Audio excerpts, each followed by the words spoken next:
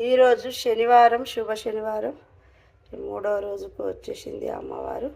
మరి అమ్మవారు ఈరోజు అన్నపూర్ణాదేవిగా దర్శనం ఇచ్చింది మనందరికీ.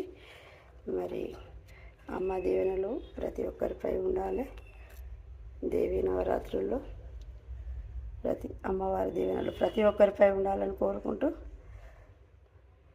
ఓంకార రూపిణి క్లీంకారవాసిని జగదేహ మోహిని ప్రకృతేశ రూపిణి, ఓంకార రూపిణి క్లీంకారవాసిని జగదేహ మోహిని ప్రకృతేశ రూపిణి.